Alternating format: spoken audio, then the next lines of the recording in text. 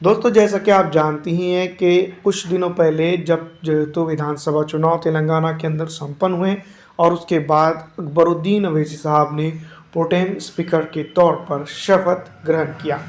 उसके बाद जो है तो चर्चा पूरे हिंदुस्तान के अंदर चल पड़ी और तेलंगाना असेंबली की लेकर जो है तो काफ़ी चर्चा हो रही थी। दूसरी तरफ अगर हम बात करेंगे तो आज जो है तो अकबरुद्दीन अवैसी साहब ने उनके प्रोटेम स्पीकर के कार्यभार को छोड़ दिया है, जिसके साथ जो है तो अब जहां पर दूसरा स्पीकर जो है तो काम कार्यभार संभालेगा, जो परमानेंट स्पीकर के तौर पर देखा जा रहा है।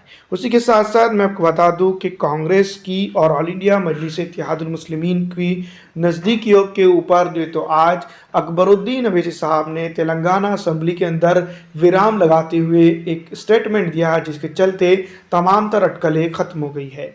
गठबंधन के ऊपर उन्होंने कहा कि फिलहाल स्टेट के अंदर किसी भी किस्म का कांग्रेस पार्टी के साथ उनका कोई भी गठबंधन नहीं है।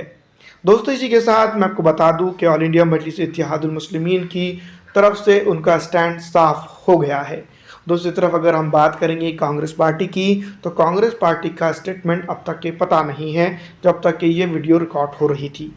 दूसरी तरफ मैं आपको बता दूं कि आज ऑल इंडिया मजलिस इत्तेहादुल मुस्लिमीन के लिए एक काफ़ी बड़ा दिन रहा है।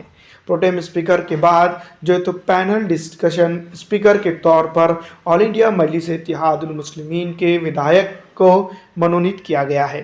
साथ ही साथ मैं आपको बता दूं कि ऑल इंडिया मजलिस इत्तेहादुल मुस्लिमीन के ये स्पीकर अब जो है तो पैनल डिस्कशन को संभालेंगे।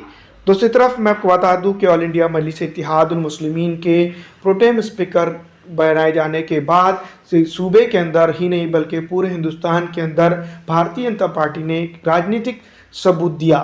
दूसरी तरफ मैं आपको बता दूं कि उनकी शपथ ग्रहण कई दिनों तक रुका रहा और अब जबकि अकबरुद्दीन अवैसी साहब प्रोटेम स्पीकर नहीं रहे, तब जो है तो तेलंगाना असेंबली के अंदर कांग्रेस के स्पीकर के सामने भारतीय जनता पार्टी के नेताओं ने जो है तो मैं आपको बता दूं कि शपथ ग्रहण किया।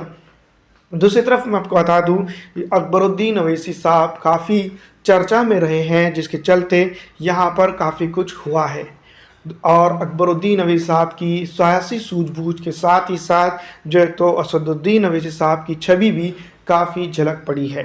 दोस्तों, एक बात है कि अकबरुद्दीन अवैसी साहब ने एक स्टेटमेंट में कहा था कि कांग्रेस हमारे दर पर आती है, वो कर दिखाया है। आपको क्या लगता है?